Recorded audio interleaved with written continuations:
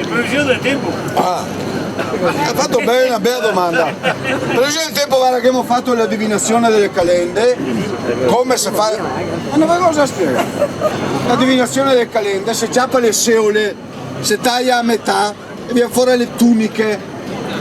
Altri, per fare la divinazione delle calende bisogna dare onora a ogni tunica. Si può fare anche all'inizio della settimana e a ogni tunica dare un giorno, luni, martedì, mercoledì, sobia, venere, sabato e domenica. Si può fare anche a settimana e anche all'inizio di gennaio si può fare gennaio, febbraio, marzo, aprile, maggio e giugno.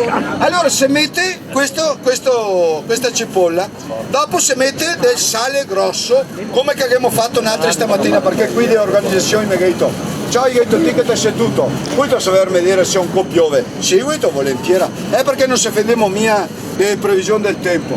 Ben guito, a dirti la verità, noi qua siamo avanti sempre col proverbio, se il monte su manga il capello, o un codo man, o piove o fa bello.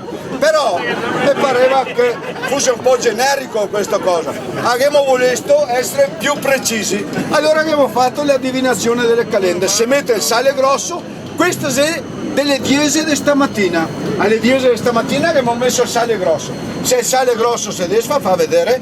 Se il sale grosso si desfa, piove. Se non si desfa, non piove. Osserva pure, signora.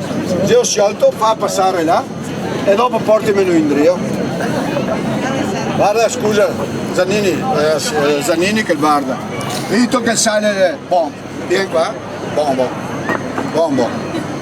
Allora, questo sale non si è sciolto, vi posso garantire che secondo la divinazione delle calende qua a Breganze stamattina alle 10 non ha piovesta.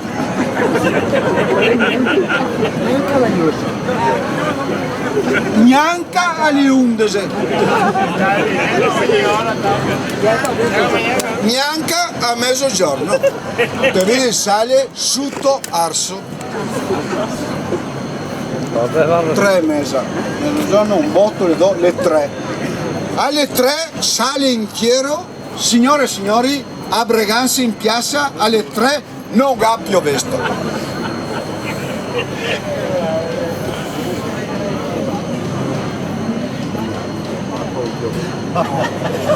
Alle 4, signore e signori, sotto Arso vi posso garantire che secondo le previsioni della divinazione delle calende non piove.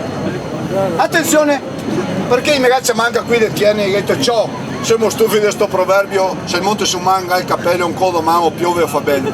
E potresti dirmi precisamente cosa che fa domani che abbiamo avuto, guarda, vengo domani mattina e vi prevedo domani mattina.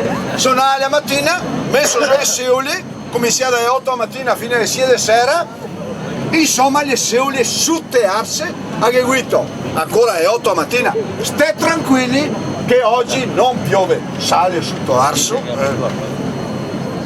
In mio 80 che in piena anche le seule di acqua. Allora Guito, porco cane Guito, mi ho messo anche a me in discussione, no Guito? Come mai? E sono arrivato a capire perché. Che avevo da parare la cipolla di Tropea, che prevedeva il tempo a Tropea. Era il sole che bruciava.